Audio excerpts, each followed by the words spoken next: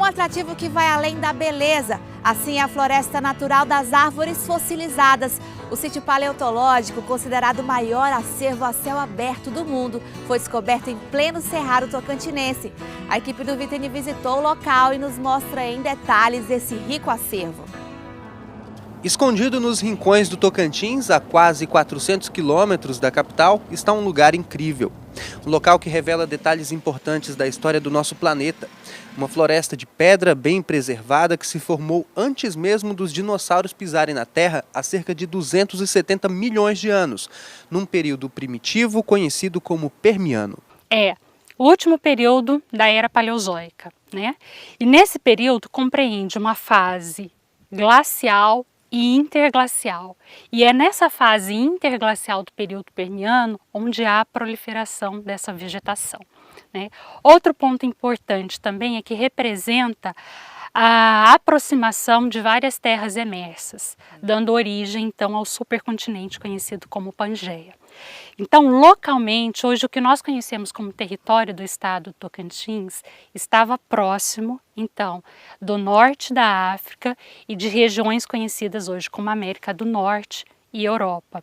Então, naquela época, havia um cinturão climático que permitia, então, um clima quente e úmido. Naquela época não havia grandes animais habitando o planeta e a vegetação aqui era bem diferente do nosso cerrado. Quem dominavam eram samambaias gigantes com cerca de 15 metros de altura que habitavam regiões próximas a rios e lagos. Essas samambaias são conhecidas por pelo menos 2 gêneros. Esse daqui, no caso, é Tieteia, que ela é encontrada em maior quantidade. Mas nós encontramos também um outro gênero denominado de psarônios. Plantas semelhantes são encontradas atualmente em regiões equatoriais. Além dessas samambaias arborescentes, nós encontramos em menor quantidade algumas outras plantas chamadas esfenófitas, né? Elas eram parecidas com as cavalinhas.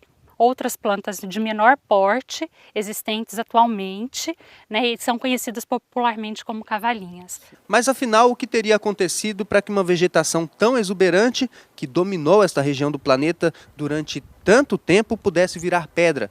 A resposta pode estar relacionada ao clima da região. Pelas descrições que nós temos, como esses vegetais estavam próximos a esses corpos d'água, consequentemente deveriam haver grandes tempestades, períodos de chuva mais intensos.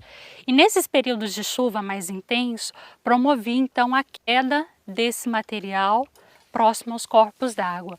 E com essa queda, esse material acabava sendo encoberto pelos sedimentos que vinham junto com as águas. E o que acontece então? Existem dentro dessas soluções aquosas, existem minerais que começavam a precipitar nas estruturas orgânicas desses vegetais, impedindo até um processo de decomposição muito rápido.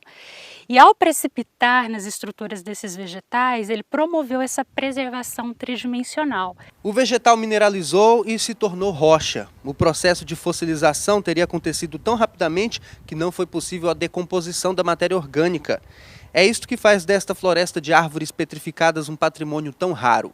Hoje o local é protegido pelo governo do estado, que criou o Monumento Natural das Árvores Fossilizadas, no município de Filadélfia, no norte do estado.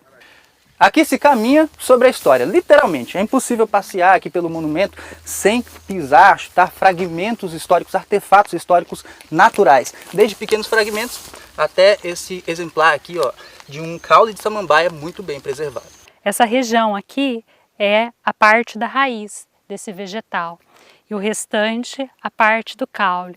Se vocês observarem mais lá em cima um pouquinho, ela estava revestida por um tipo de rocha que nós chamamos de arenito, tá? Em decorrência do momento em que esse vegetal tombou e foi recoberto por sedimentos, né? O que favoreceu, portanto, a preservação desse material. Ao longo de milhares de anos, o vento e a chuva foram varrendo o terreno e revelando um tesouro de valor histórico imensurável. Acredita-se que muitos fósseis ainda estejam embaixo da terra. Mas o que se revela é impressionante. Partes fragmentadas de troncos de árvores que ainda parecem com madeira. Procurando atentamente é possível encontrar até folhas fossilizadas que parecem ter sido carimbadas na rocha. O processo de fossilização preservou até mesmo a estrutura interna do caule das plantas, o que tornou possível que os pesquisadores estudassem estes vegetais pré-históricos. Além de curiosos, estes fósseis ajudam a conhecer melhor a história do nosso planeta e como o mundo que conhecemos hoje se formou. A evolução da biota na Terra, a distribuição geográfica desses organismos também, porque vários fósseis de vegetais são encontrados na região sul-americana, mas também na América do Norte, na Europa e na Ásia. E muitos dos vegetais nos fornecem condições para entender um pouquinho do paleoclima da época em que eles viveram. Curioso, bonito, surpreendente. Uma aula de biologia, paleontologia e história ao ar livre. Gostou? É possível conhecer o parque. O acesso é difícil, mas vale a pena. A visita pode ser agendada com o Naturatins, que cuida do monumento. Mas lembre-se, é só para olhar. Não pode se retirar daqui qualquer artefato. É crime.